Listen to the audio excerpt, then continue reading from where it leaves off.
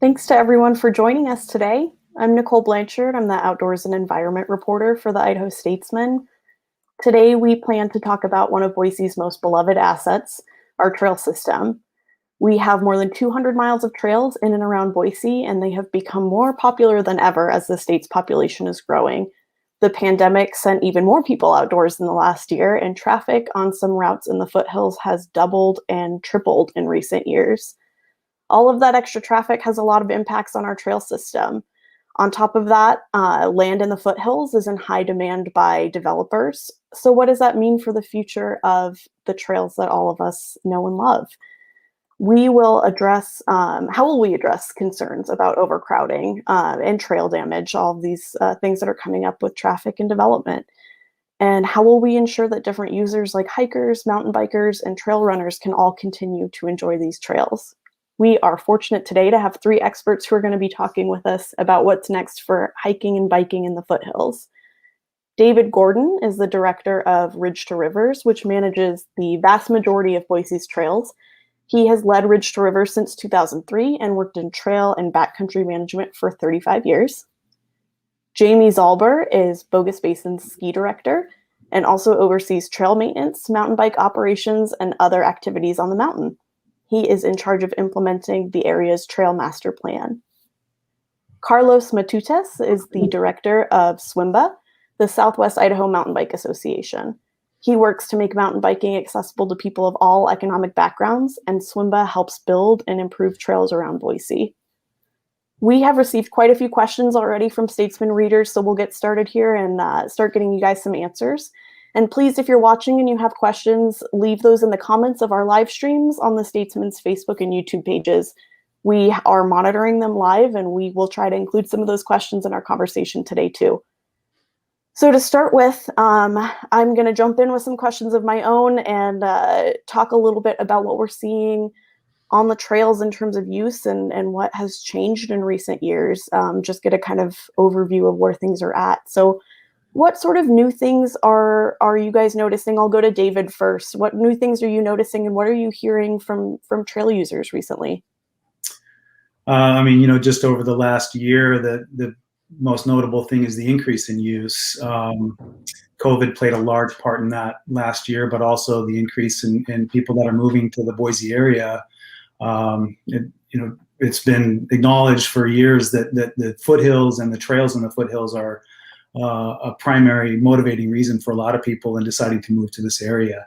So the use continues to increase, and with that is just when we hear from trail users, it's appreciation for what they can experience out there, and in terms of concern, just boy, there's a lot more users than there used to be, and is there anything you can do about that to try to to lessen the pain of that for longtime trail users? Carlos, I see you kind of nodding your head. What has been your experience from a mountain biking perspective? Well, I'd have to agree with the sheer volume increase that's happened, especially over the last 14 months. I've been in the Treasure Valley for about 9 years now, and just in that short time, I've noticed a huge increase in the number of trail users that we see out there. The last 14 months has really kind of given us good and bad in the increase in trails. We'd love to see new people out there. We'd love to see people who have never really experienced our foothills trails before being out there and just having a great time.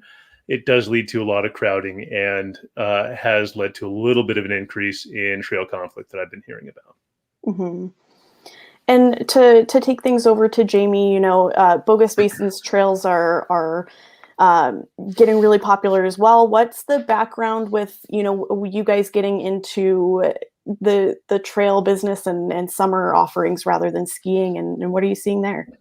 Sure. I think our past trail usage has been, people just coming to the mountain in the summertime and utilizing the trails that have been here, mainly multi-use trails. In partnership with Ridge to Rivers, we've built and maintained trails on the mountain over the years. And since 2016, we've started to implement our trails master plan, which includes kicking off our mountain bike park. And to second what both David and Carlos are saying, over this last summer, we saw a huge increase in both paid and non-paid trail users here at the mountain. And as we build trails and implement our master plan here, we get feedback from the stakeholders, from our guests, and it also changes a little bit how they use the old trails versus how they're using the new trails. Some of the feedback we've received in the past is our users in the mountain bike world really wanted to see downhill specific mountain bike trails. And that's what we really focused on this last year, implementing in our bike park. And what we noticed is maybe some of the cross-country or multi-use trail users didn't necessarily agree with some of that. So we're adjusting our plan moving forward and seeing how we can get some cross-country trails and for both hikers and bikers up on the mountain. That makes a great segue into my next question. You know, we've seen Ridge to Rivers just recently implement this pilot program on a handful of trails that involve some of those directional trails, some of those user schedules and whatnot. David, can you talk to us a little bit about what prompted that and what the reaction has been like since that's been implemented? Yeah, what prompted it is just seeing the increase in use over the years, and it's something we've actually been trying to do for 3 years now. So through a variety of factors, most recently COVID, we weren't able to go out and get seek the public input that we wanted before doing anything like this. And we finally were able to do that this spring and reached out to the public just to say, acknowledge the fact that we're seeing the same thing you are. There's a real increase in use, and there are some strategies out there that are being used in other locations. Are we interested as a trail community here in Boise in trying some of those management strategies and seeing if we can mitigate some of the issues that come with increased use? And so, just really looking at that is what prompted it. Just the fact that we are seeing more and more people on the trails, and how do we manage that, and to be able to do a handful of pilot projects and see if people like it, see if they're successful, and then come back and look at it when it's done and decide if we want to continue it or possibly modify it and continue it, or just discontinue it. But the opportunity to try these strategies, I think that's awesome that people are willing to at least explore it with us. Sure. Well, and Carlos, a lot of these pilot program adjustments have to do with trying to create some harmony or some opportunities for mountain bikers and hikers. What have you heard in SWMBA, and what have you heard in the mountain biking community about the feedback there? Well, it's been almost all positive feedback. What we've seen in other parts in the Mountain West, specifically Jefferson County outside of Denver, doing directional alternating use days on very busy trails has really mitigated a lot of user conflict. It's still very new. Ridge to Rivers just implemented this a little over a week ago, or a week ago today, David? I can't recall. Okay, so it's very, very fresh.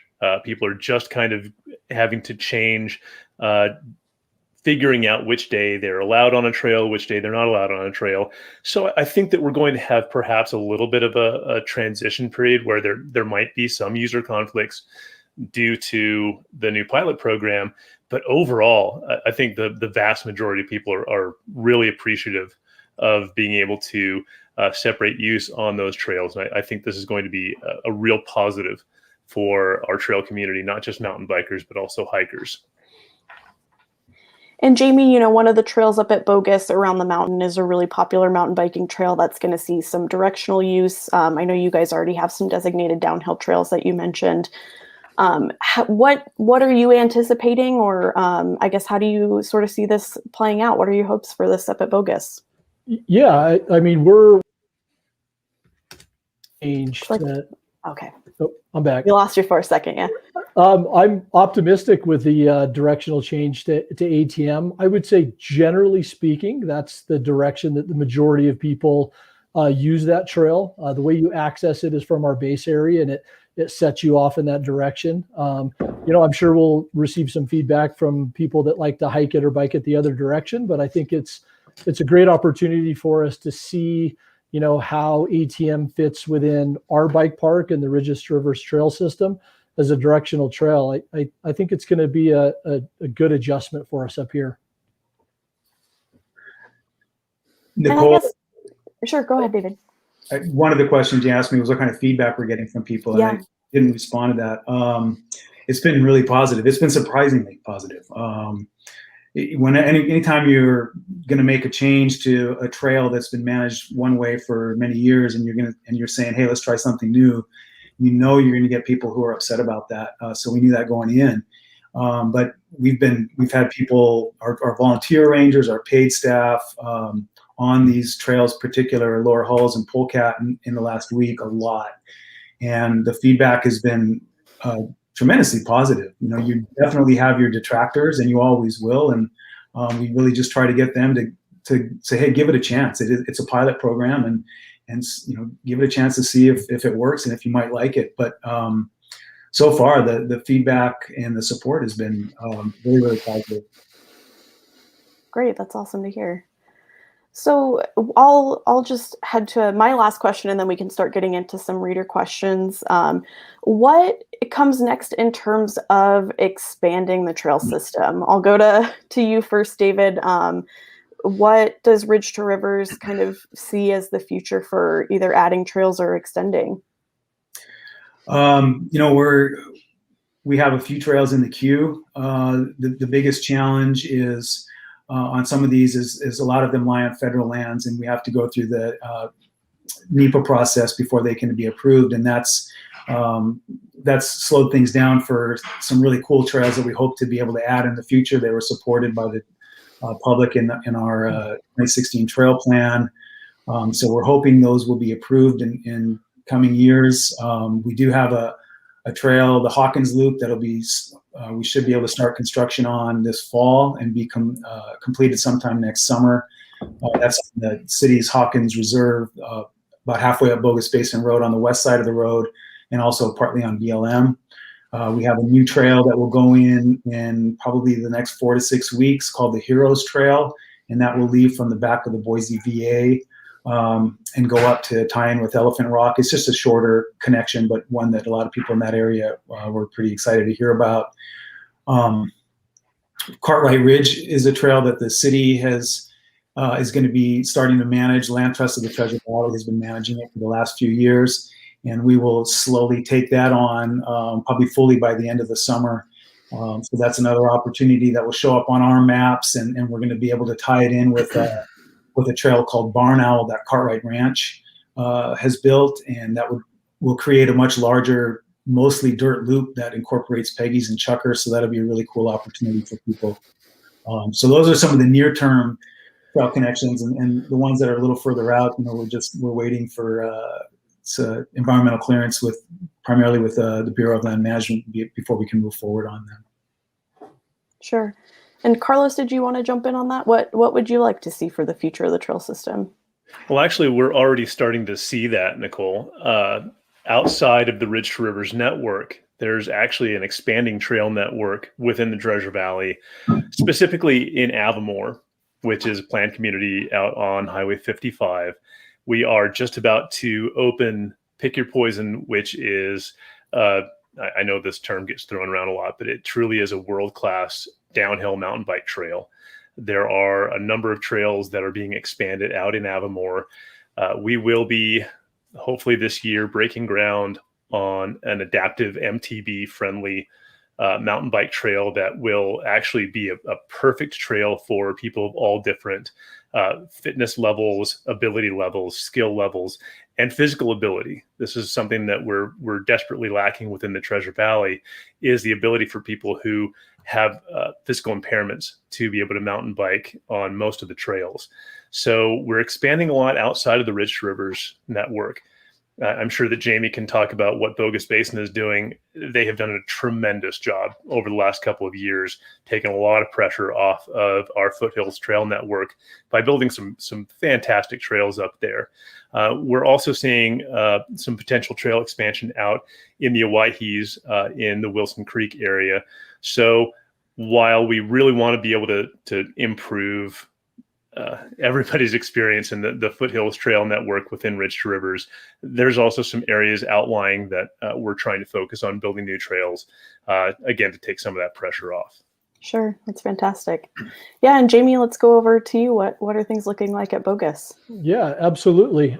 As the mountain biking community knows, we had a quite a busy summer last year building out our Morningstar Bike Park. We built approximately four miles of downhill specific trails over there, from beginning trails to a jump line that opened right at the end of the year, which is quite a phenomenal trail for the high-end mountain bikers in town. As far as expansion goes, we're partnered with the U.S. Forest Service, and we have some trails planned on their land coming. We're in this kind of the same boat as Dave was talking about. We're waiting for some approvals for trails that are on the Forest Service land, as well as looking to expand north of our Morningstar Bike Park into an area that we call Bogus Basin, which is on our property, gives us a little bit more flexibility to build trails, as we can. And we are looking to expand into that area this year. So it'll expand our bike park, but it'll also add other opportunities for the multi-use trails to be connected into different areas of the mountain, and to just allow our users to spread out, both the downhill mountain bikers and horseback riders, trail runners, and cross-country cyclists. So we're excited about the expansions to come. Fantastic. It sounds like there's a lot to look forward to, which is great. So let's start getting into some of the reader questions. We had folks submitting their questions for a couple of weeks ahead of this event. Adam in Boise asked, are there any enforcement mechanisms to make sure people and their animals are treating trails with respect? David, do you want to kick us off with that one? Any enforcement plans? Well, on city property, we have city employees that can go out, and they do go out and enforce leash restrictions, and also if a dog owner doesn't pick up after their pet. So they are limited to trails that are on city property in the reserves. Once you get further out, it's really an honor system. There is not a mechanism to enforce whether someone's dog is under control or whether they're picking up after their pet. So those are really focused on the lower trails and the trails that are really on city property. Carlos, Jamie, do either of you have any thoughts on enforcement, or even outside of an organizational perspective, what we might be able to do to ensure that folks are being respectful of the trails? So as far as SWMBA goes, we really have no ability to enforce closures ourselves, but we really do want to encourage our user group, and really for everybody who loves the trails, to police themselves and use positive peer pressure to make sure that people are respecting the trails. That's really our best tool that we have in our toolbox to be able to protect our trails. Anything to add there, Jamie? Yeah, I would agree. I mean, it takes everybody that's using the trails to be responsible for their own actions, and just education on the rules. I think with the amount of people that are moving in the area, some of it is that they just don't know, or they don't understand. So as Carlos said, educating, or that positive peer pressure, talking to your friends, talking to other trail users, and reminding them of what we need to do to protect our trails and respect the trail system, so we can continue to build and have this system that we do have. We're lucky to have. Absolutely. Yeah, one of my favorite sayings has always been, it takes a community to manage a trail system. It's all of us as trail users to help everybody do the right thing. Our next question is from Michael in Boise, and he asks, do single-use or one-direction trails work effectively in other cities, and why? So who would like to jump in first on that one? I'm happy to. Yeah, they do work. They do work. They're it's proven. And I talk to a lot of other people that do jobs similar to mine. I'm a very avid mountain biker and travel all over on vacations and ride. And see it firsthand. But when you're able to build purpose-built single-use trails, you tend to pull a lot of your, in this, if I'm really thinking about purpose-built trails, most often anymore, those are for bikes.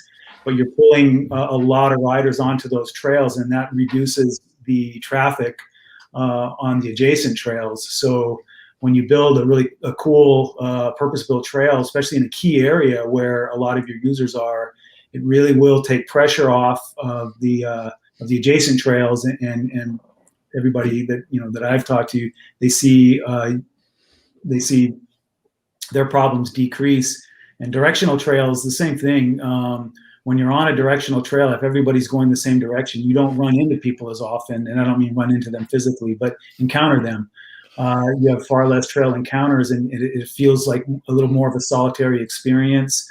You don't have that surprise encounter when you're coming around a blind corner. And trails are narrow by design, and they're in the mountains and foothills, and going around corners, their limited visibility is inherent to a trail. So when you have directional trails, it helps with that flow and minimizing those negative encounters. Absolutely. And Carlos, you mentioned Jefferson County, Colorado, if you want to speak to that a little more, and any other experience you have with these directional and single use. Yeah, absolutely. So I lived in the Front Range of Colorado for several years. There's one particular trail system, Apex, which is just outside of Golden, Colorado, that saw actually about 5 times increase in trail usage in just a couple of years due to some perhaps overly enthusiastic marketing from the city of Golden. So starting in August of last year, Jefferson County Open Spaces started doing an alternating day usage, very similar to what Rich Rivers is doing on Halls Gulch, that allows for pedestrian traffic on even days and bike traffic on odd days. This has greatly decreased the number of physical altercations that were starting to crop up on the Apex Trail. There were several fistfights that actually broke out, and far fewer complaints to Jefferson County Open Space because of user conflict. So that's a really, really great way for us to show, it's a proof of concept that this really works. We partnered with Ada County over at the Eagle Bike Park to make Junkyard Trail a directional trail back in October. It's also been a really great proof of concept. The small town of Fruita, Colorado, very close to the Utah state line, has had a number of their trails directional actually for about 5 years. And again, as David has said, when you have limited sight lines, especially when you have faster traffic, having everybody moving in the same direction really, really decreases the number of people that you encounter, and obviously reduces the trail conflict that you encounter because of that. Sure thing. Jamie, anything to add there?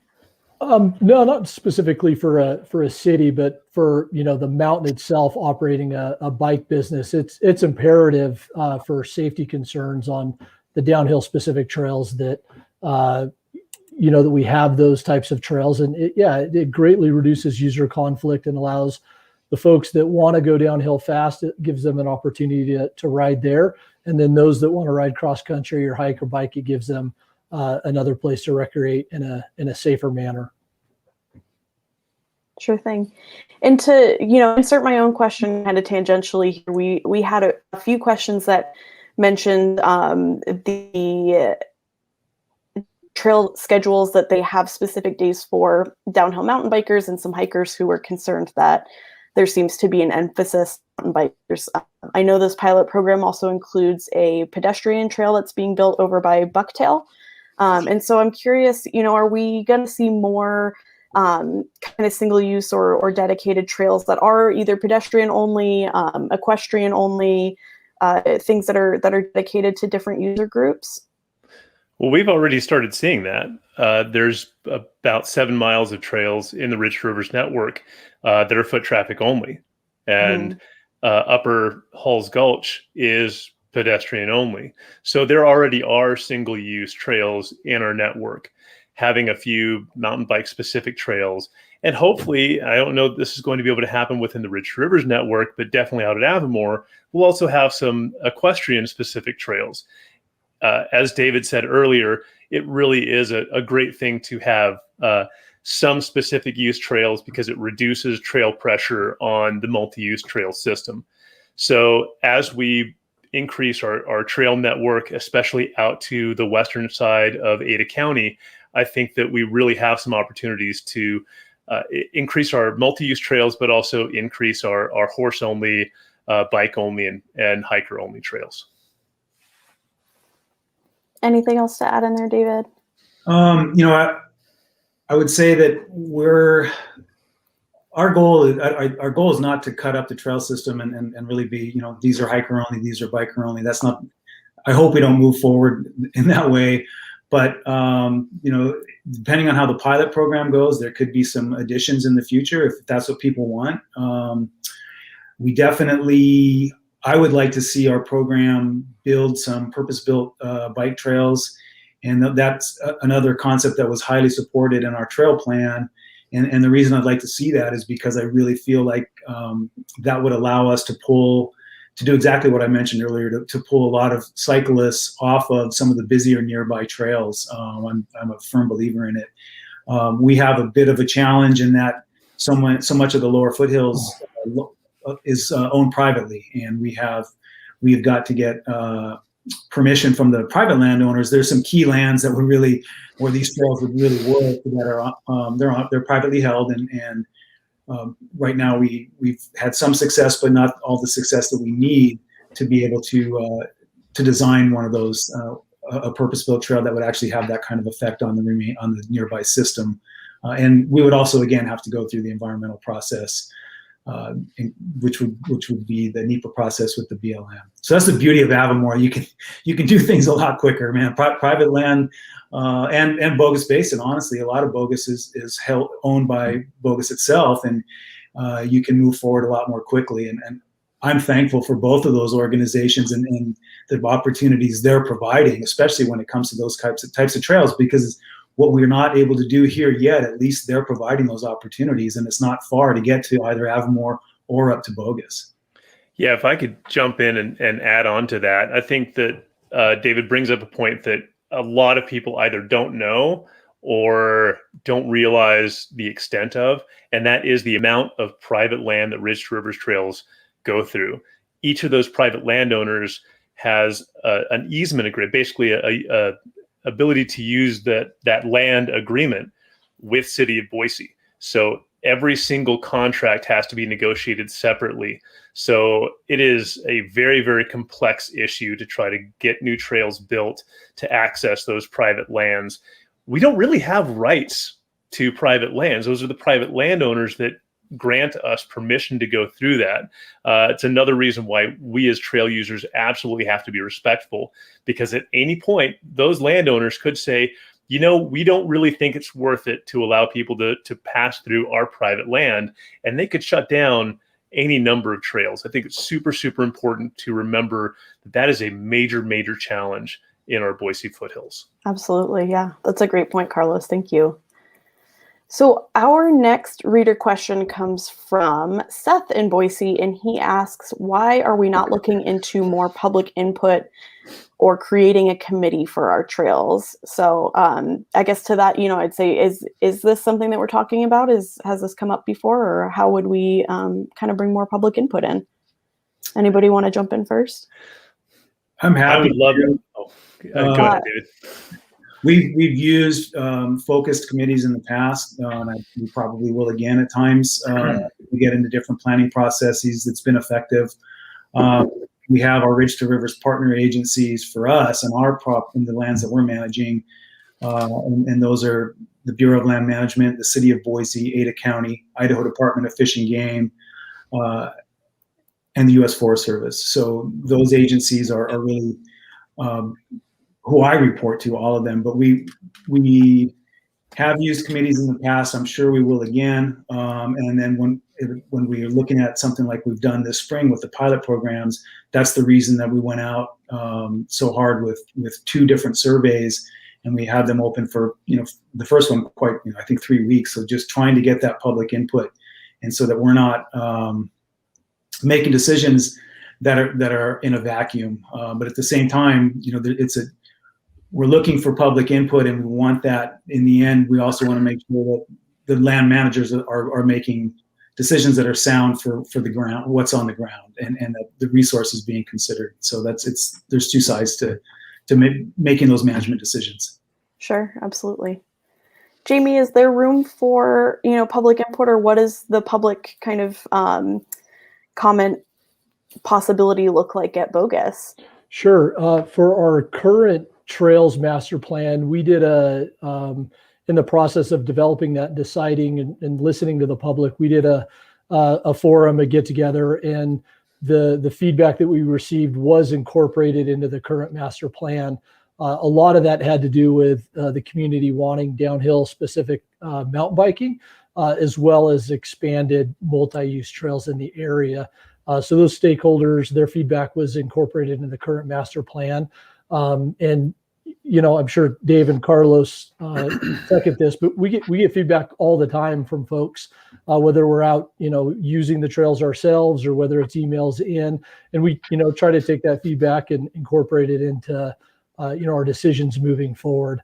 But yes, we've reached out. We've had times of public input for our current strategic trails plan.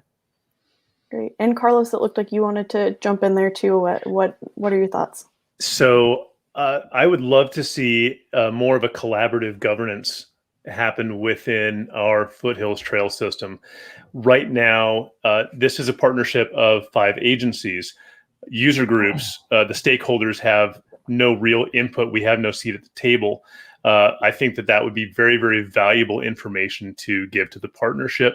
For example, we have a lot of trails that, as they're being improved, as water management can be put into trails, as realignments are done, there are features that could be added that would be really inconsequential to a hiker, but would be a fun additional feature for mountain bikers. That's not really the type of thing that we get to give input on. We have expertise that's not being tapped into. I would imagine that equestrians are probably in the same boat as far as being able to express their needs. Same things with trail runners and hikers. So until we have, even if it were an advisory committee, that would be better. But I'd really love to see more of a collaborative governance take place within the Boise Foothills. Sure. Thank you. So our next question is from Sarah in Boise, and she asks, how are user expectations changing in the Valley? How do we preserve the wonderful access and outdoor recreation opportunities that we have? So I guess let's start, how are user expectations changing? We talked earlier about how much busier things are getting and how things are changing. So what do you guys think that trail users and folks in the Valley are starting to expect when they go out on trails? Anybody want to? We have a lot of new trail users.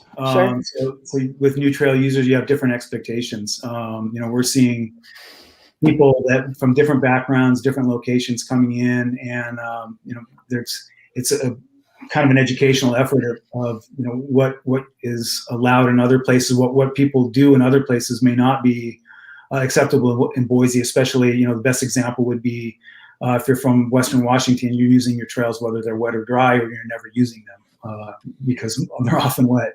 If you move over here during the winter, we really, made great efforts to try to keep people off of them when they're muddy. Expectations among longtime trail users here, I think it's, they're just going further afield. There's some people are avoiding some of the more busier trails down low. They're looking at us to see what we can do to help, help mitigate some of the high traffic and some of the trails. People are using them at different times of day than they used to. So just really trying to work with the fact that the system is getting busier and busier. Jamie or Carlos, either of you want to step in? Yeah. So one thing that David said earlier that I think was really important was that it takes community to manage a trail system. So one of the expectations that we're seeing from longtime residents is that, kind of like what David was saying, is that they think that they can be out on the trail by themselves and have the peace and quiet and isolation that they perhaps had on our trails 20 years ago. That's just not feasible anymore with the massive increase, not only in population in the Treasure Valley, but over the last 14 months, the huge increase of trail users that we've seen. We need to start adjusting our expectations as trail users to be better community members. Rich Rivers has their Happy Trails pledge. A lot of other trail management groups have this type of idea, but really taking care of each other and our trail system in a community-minded way is really what should be our expectations. Not that we can just be by ourselves and do whatever it is that we like as individuals. Sure thing. Anything to add, Jamie? Yeah, I think that expectations on the mountain, like Carlos said, have changed quite a bit over the last even 5 or 6 years. I think that solitude and that getting away and using the trail system by yourself was an expectation. And there's still definitely some of that out there. If you time it right, like Dave was saying, using the trails at different times or different times of the year. But I think it's important, especially here at Bogus Basin, our mission is accessibility to the Treasure Valley. And even if you've been here for a long time, that doesn't exclude the newcomer. So it's the expectations of, a quality experience in the mountains that's close to Boise. That is, we're trying to get everybody or as many folks as we can outside and enjoy outdoor recreation. So I think there needs to be a little bit of a shift. And as a trail manager here on the mountain, we're working towards trying to give a little bit of people's expectation to everybody, whether it's the downhill mountain bikers or the hikers, cross country trail riders. That's the challenge is to meet their expectations. Absolutely. So our last reader question, and then we'll move on to some live questions that have come in while we're talking here. Our last question comes from Anne in Boise. She asks, what about dogs off leash? Their impact on the vegetation and wildlife is tremendous. Do you envision this changing to a requirement that they be leashed in the future to reduce impacts to the environment as well as the human visitors? Right. It's kind of a big question. David, what do you see? I know that there's already a mix of dog on leash and off leash trails, but what are you seeing? There are places where their impact is significant and undeniable. The best example of that being Harrison Hollow in the Hillside to Hollow Reserve. It's a really, really popular place for folks to come with their dogs. And the vegetative alterations as a result of that are undeniable. I do think at some point in the future there will be some additional on-leash areas. I don't know what that's going to look like right now. Again, it will be probably something that's a classic example of a decision that will be made with probably a focused group of a variety of different trail users and trying to come up with a collaborative plan. But yeah, we're, again, with the increase in use, it's an increase in use with people with dogs as well. And I mean, you can see we've got braided trails, basically meaning like a little parallel pathway along many, many trails. And that's really been walked in by dogs. It's undeniable. And other places that almost, kind of look like they've been overgrazed, in my experience, by sheep or cattle, but it's not that. It's the fact that there's just so many off-leash dogs in it. So there are, I believe that's something that we are going to be looking at more closely in the next few years. Absolutely. Jamie, what does that look like up at Bogus Basin? What is your guys' kind of on-leash, off-leash mixture up there, and where do you see that going? Yeah, for the multi-use trails, we're kind of in that tier in the Regis River system that the dogs are off leash, and that's okay. We don't see out on the trail system as much use, as many users with dogs as say, down in the Hollows Reserve. So we don't necessarily see the impact.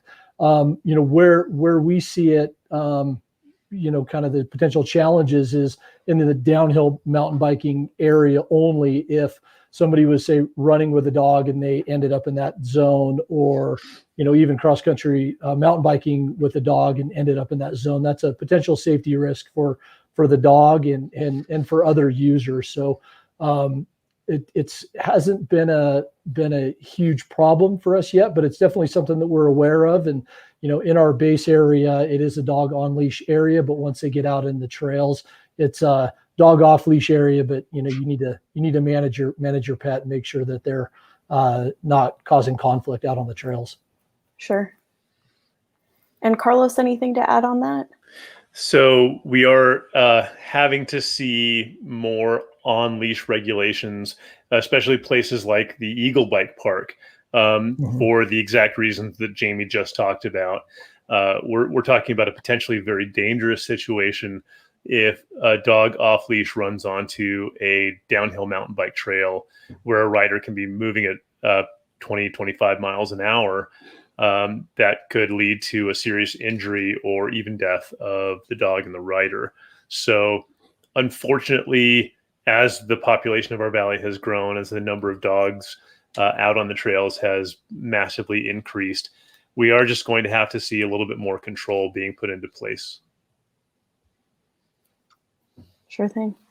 Well, let's get into our live questions that have come in. We have one from user Jeff Like Bike on YouTube. He asks, is it possible to build a mid-mountain connector trail that would help keep mountain bikers up on the higher trails and provide more separation between hikers and bikers?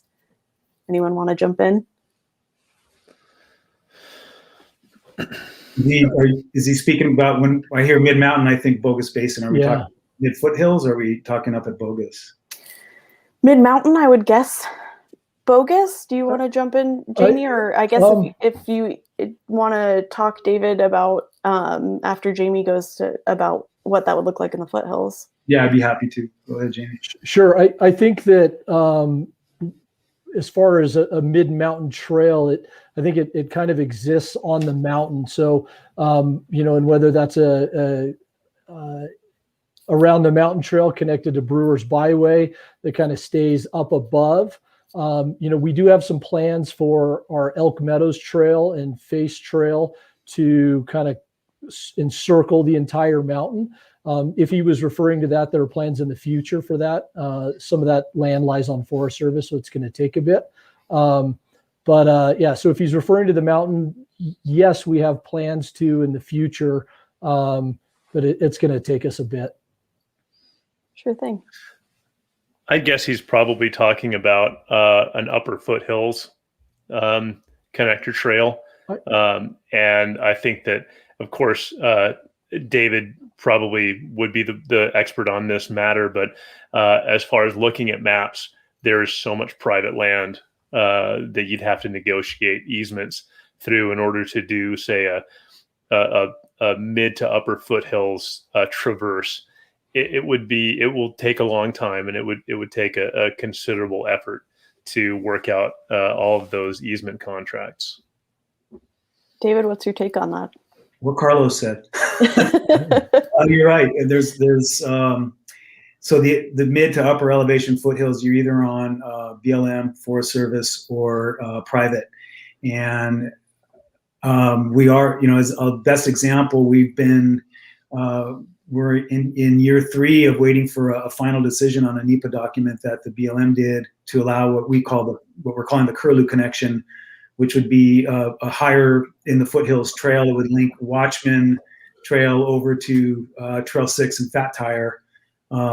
It would then allow a fairly nice lengthy higher traverse, but we're waiting. The decision was favorable by the BLM, but it was appealed, and we're waiting for the Washington office to decide on that appeal. And there's no end in sight as to when that might happen. I can tell you, in the 18 years that I've been here, I've seen where when we proposed trails on federal land and they went through the NEPA process, and it was a pretty easy to sail through it. Anymore, it's not so easy. There's a lot of people out there that are concerned about other values in the foothills, and especially as they relate to wildlife. And I think that's a valuable concern, or I'm sorry, an important concern. We have a lot more people, we have more trails, and the wildlife is getting pushed around a lot more. Their habitat's getting more cut up. And so when I say we're waiting for this appeal to be worked out, as a land manager, I understand, and we'll live with whatever decision is made, but we do need to be conscious of the fact that there are other values out there that we need to consider. As much as I love trails and I'm a lifetime trail manager, there are other things we have to consider before we just are able to put in trails in a lot of locations. As you get higher in the foothills, that becomes more important. We've got another question here from Alicia Love Anderson on YouTube, and she says, Mayor Beater was a fan of slowing foothills development. From a purely observational perspective, I feel like I've seen more construction since Mayor McLean took charge. How can we preserve the land? Anybody want to jump in on foothills preservation? Can I just jump in really quickly, because I know that David probably has a lot to say about this, but I think it's also really important to understand, especially if you're looking over on the east side of town, there's a lot of stuff over by Harris Ranch that's being developed in the foothills. And I know that a lot of people don't know this, but much of that land was purchased and development was approved more than 20 years ago. So it's not necessarily that there's a change. A lot of the stuff, a lot of permitting, a lot of development permits happen very slowly. Developers can purchase land and sit on it for a significant amount of time until property values increase to where their profit margin makes it worthwhile to build in those areas. So it's a complex thing. Absolutely. David, did you want to jump in? Yeah, to tear off what Carlos just said, a lot of the development really development doesn't happen quickly. The planning process takes years and years. And so what you're seeing right now actually was approved probably under the last mayoral administration. And so I'm not sure, that there's been an increase in foothills development with, if you're looking at the question that was posed under one mayor or the other. It's just these projects have been in the works for years, and some of them have come into fruition in the last 12 months, and they're building them out. And some of them are quite noticeable, especially on the east side of town. Sure. Does anyone have any points to make as far as what folks can do, what trail users and residents can do to protect the foothills, or to get involved in preserving them? I think being good citizens in terms of your own trail use. I think being an advocate and being a community advocate for increased open space, and if you're looking for increased trail opportunities, and it's possible, being an advocate for that, but just really speaking up and being a citizen who's involved. If you want to see our foothills remain relatively unchanged, none of us can sit back and hope that it happens. You have to be someone who steps up and becomes involved. Absolutely. We have a comment from Michael in Boise that says, many mountain bikers are disappointed in the counterclockwise direction chosen for polecat. That's part of that pilot program. Michael says it's much more fun clockwise. My 11-year-old won't ride it with me now. He says it's boring. I guess that sort of goes to, the pilot program. What do you see coming out of this? I know it's supposed to be several months long, but with that feedback, how are you guys taking that into consideration, David, and where do you see that going? Yeah, we've certainly heard that. I can tell you many love the way it's the way it's designated right now. So it's one of those things you knew you weren't going to make everybody happy. Absolutely. And that's the beauty of a pilot program. Maybe people in the end say, hey, I like everybody directional, but more of us prefer it the other direction. Hey, that's great. No big deal. We took a shot at it with counterclockwise, primarily because polecat's kind of a beginner to lower intermediate loop, and counterclockwise is really the easier way to ride it. And that was kind of our strategy in choosing that. We are, is there a possibility of trying it clockwise partway through? Maybe. We're not sure. It would require a whole new set of signs purchased and maps and things. And so while we haven't ruled that out, I'm not sure that we'll do that. We might let it run the length of the pilot period. We are going to have a midway survey, and that's going to be a great chance for people to weigh in, and we want them to. And that could lead to some changes sooner than the end of the pilot program. And then we will again have a survey at the very end. So we totally understand. Didn't make everybody happy with that decision. I would encourage you to give it a chance and let the pilot program kind of run its course, and definitely participate in the upcoming surveys, and see if we can get the two compared and see if people prefer one or the other. I can tell you as a trail manager, it doesn't matter to me which direction it is. If people prefer one over the other, we're still going to achieve, by going directional on that loop, we would still achieve less interactions and less potential for conflict around the areas that have limited visibility. Sure. We've got, what I think will probably be our last live question. It's from Scott, and he asks, are there plans for some of the newer trails being created to be less groomed, with more of the natural technical features left in, perhaps with alternate routes where appropriate? So Jamie, did you want to jump in on that one? This is Scott asking, are some of the newer trails, is there a potential for them to be a little bit more technical and not quite as groomed as some of the existing trails?